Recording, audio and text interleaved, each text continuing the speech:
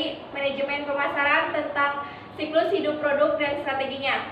Nama saya Rizka Pilaresti. Nama saya Siska Dani. Nama saya Aida Rodia. Nama saya Egy Nugraha. Nama saya Tobi. Selamat menyimak dan semoga bermanfaat.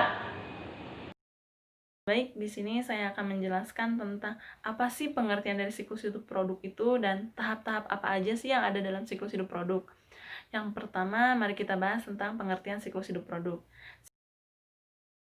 Siklus hidup produk adalah sebuah konsep penting dalam pemasaran yang menyediakan pandangan baru mengenai dinamika persaingan produk.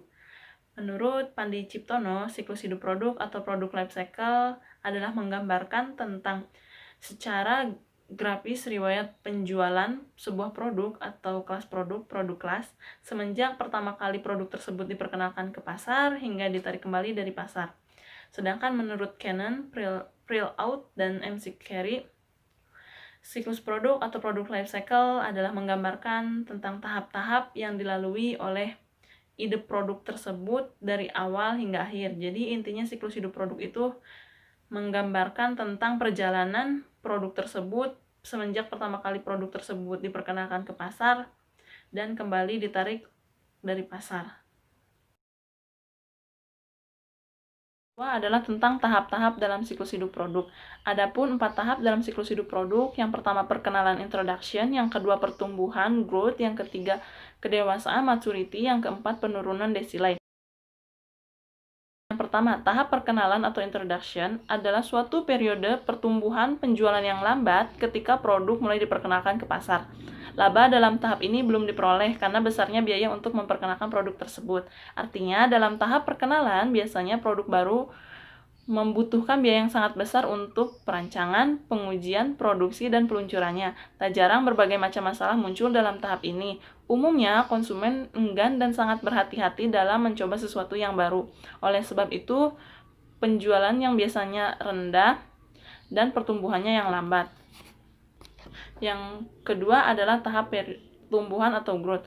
Adalah suatu periode pertumbuhan besar yang cepat dari peningkatan labanya yang berarti. Artinya dalam tahap pertumbuhan, produk tersebut telah diuji atau dicoba dan masalah-masalah yang muncul dalam tahap perkenalan sudah mulai teratasi. Produk mulai memberikan manfaat dan disukai oleh konsumen. Penjualan mulai meningkat pesat dan para pesaing mulai memasuki pasar yang sama. Adalah tahap kedewasaan atau maturity. Tahap kedewasaan atau maturity adalah suatu periode dari lemahnya laju pertumbuhan penjualan karena produk telah memperoleh pengakuan dari kebanyakan konsumen potensial. Artinya dalam tahap kedewasaan ini meskipun penjualan mencapai titik puncak, pertumbuhan pasarnya mulai melambat dan cenderung menurun. Sebagian besar konsumen potensial telah mengadopsi dan mengkonsumsi produk dan menggunakan jasa bersangkutan. Di lain pihak, banyaknya jumlah pesaing dalam industri menyebabkan persaingan harga tak terelakkan. Pesaing-pesaing yang lemah, satu demi satu akan mulai tersingkir dari pasar. Yang keempat, tahap penurunan atau decline adalah suatu periode ketika penjualan menunjukkan suatu penurunan dan laba mengalami erosi. Artinya dalam tahap penurunan, penjualan semakin merosot dikarenakan perubahan selera konsumen. Produk substitusi mulai diterima konsumen, bisa pula sangat cepat. Menurut Sasser,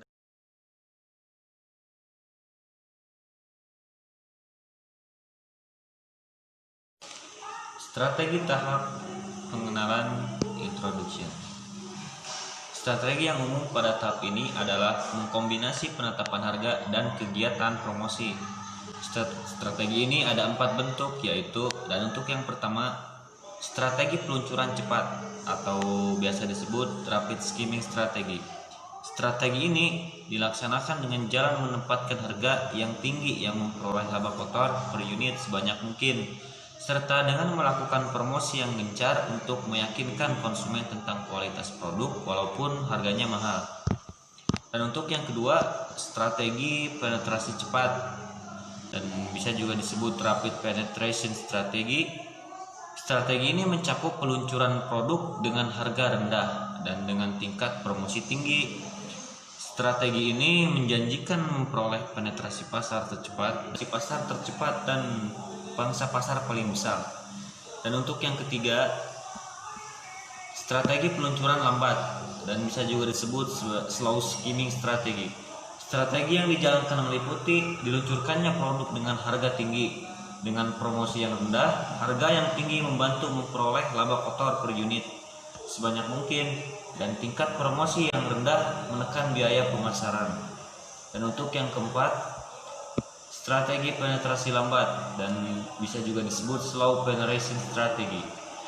Strategi ini dijalankan dengan menetapkan harga yang rendah dan tingkat promosi yang rendah pula.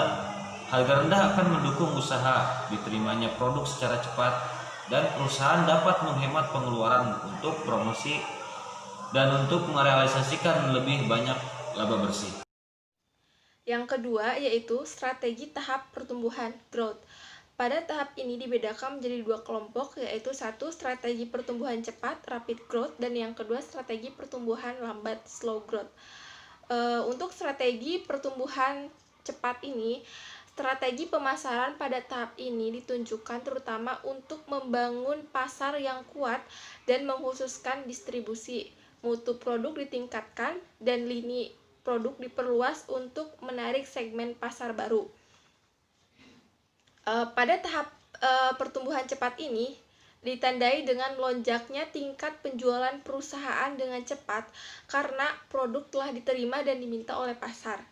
Tidak semua produk baru dapat mencapai tahap ini, dan bahkan tidak sedikit produk baru yang gagal di tahap awal. Namun, jika produk baru itu berhasil sesuai dengan kebutuhan konsumen, maka keadaan ini akan menarik pesaing untuk memasuki industri dengan produk tiruan. Yang kedua yaitu strategi pertumbuhan lambat, slow growth. Pada tahap ini penjualan masih meningkat, namun dengan pertumbuhan yang semakin menurun. Sebagian besar pasar telah dijangkau karena produk perusahaan telah digunakan oleh mayoritas konsumen. Situasi ini akan menyebabkan perusahaan mulai memperbaharui produknya agar dapat mempertahankan penjualannya. Pada umumnya, dilakukan usaha modifikasi produk dengan menyempurnakan model guna memantapkan posisi produknya di pasar. Laba ini akan semakin sulit diperoleh perusahaan dan penyalur, karena persaingan harga akan cenderung menyebabkan penurunan harga. Pesaing semakin banyak yang keluar dari pasar disebabkan oleh semakin berkurangnya keuntungan daya tarik industri. Contoh produk elektronik yang ada pada tahap ini adalah laptop, di mana pasar laptop saat ini sedang tumbuh pesat. Ketiga adalah strategi tahap kedewasaan, maturity. Strategi tahap ini ditandai dengan tercapainya titik tertinggi dalam penjualan perusahaan. Ada dua strategi utama yang dapat diterapkan pada tahap kedewasaan ini, yaitu satu, strategi bertahan, defensive strategi, dan yang kedua, strategi menyerang, offensive strategi. Untuk strategi bertahan ini bertujuan untuk mempertahankan pangsa pasar dari pesaing dan menjaga kelompok produk atau produk kategori dari serangan produk distribusi. Bentuk strategi ini adalah berupa modifikasi bauran pemasaran, produk, price, pledge, and promotion untuk memperoleh tambahan penjualan. Strategi bertahan ini lebih menitik beratkan pada penekanan atau pengurangan biaya produksi dan menghilangkan kelemahan produk. Yang kedua yaitu strategi menyerang, offensive strategi. Strategi ini lebih menitik beratkan pada usaha perubahan untuk mencapai tingkat yang lebih baik.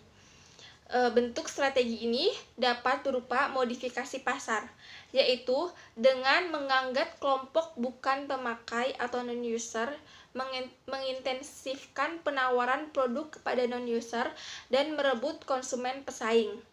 Bentuk lain dari strategi menyerang ini adalah modifikasi produk, yaitu mengubah karakteristik produk sedemikian rupa sehingga menarik konsumen saat untuk membeli. Dengan cara menawarkan manfaat baru dari suatu produk kepada konsumen untuk mendorong pembelian yang lebih banyak dan pemakaian yang lebih sering. Usaha seperti ini sering disebut dengan produk relaunching. Contoh produk elektronik yang ada pada tahap ini adalah handphone. Penjualan handphone saat ini mencapai posisi tertinggi dan mulai tergerus oleh teknologi lain. Strategi tahap penurunan decline adalah penjualan perusahaan yang semakin bergerak ke arah penurunan, merupakan gejala tahap decline dalam PLC.